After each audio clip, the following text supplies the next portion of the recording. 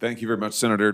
Doctor, it's great to see you again. I enjoyed our conversation. Good to see you. Congratulations on your nomination. Thank you. Thank you for your willingness to take on this very important role.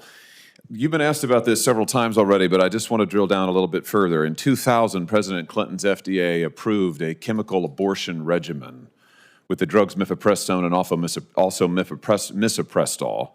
Now, the FDA concluded that mifepristone could not be safely used. I'm quoting the FDA there. Safely used, could not be, without special measures. It's the FDA's language.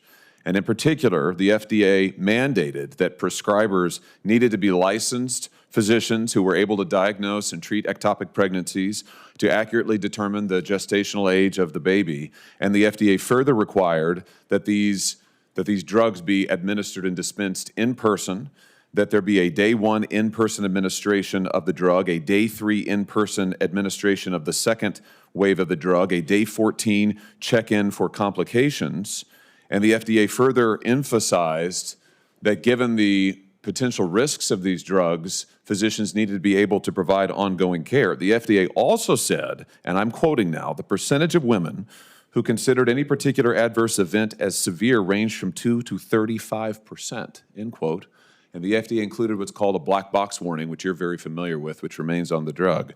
Now, those restrictions were largely in place until just a couple of years ago, when the Biden administration, after the United States Supreme Court took up the Dobbs decision, granted cert on it, at that point, the Biden administration decided to eliminate 20 years of in-person dispensing requirements for this drug.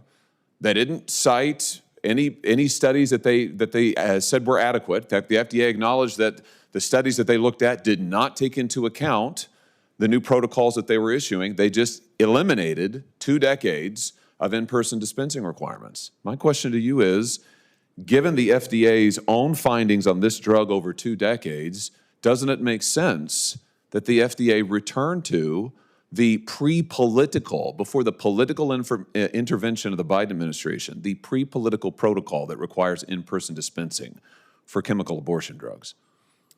Senator, I appreciated our conversation prior to this hearing. I do think it makes sense to review the totality of data and ongoing data.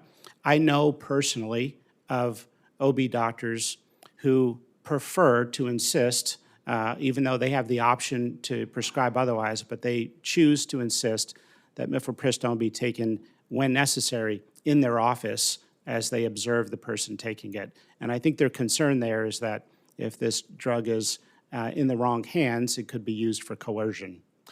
And of course, you're familiar with the fact that now it's not merely that there's no requirement that it be ingested in the presence of a physician. There's no in-person dispensing requirement whatsoever. This is what the Biden administration, 2 decades of in-person dispensing requirements, the Biden administration eliminated those. Now, you've said several times you'll review the data. You're aware that in 2016, the Obama FDA eliminated the requirement that physicians report adverse events with regard to mifepristone, aren't you? I believe they limited the data required to fatalities, but not adverse events. Will you put back in place the full reporting requirements so that you can have a full range of data to evaluate? Senator, I'm happy to look at that. I do believe in data, and I don't believe in prejudging data before somebody has taken a look at data, including future data. Well, let me just say that here's the deal. The FDA's rules were pretty consistent and pretty stable for 20-plus years until suddenly the Dobbs decision appeared on the horizon. And when that happened, all of a sudden, we got massive changes in the dispensing requirements of this drug.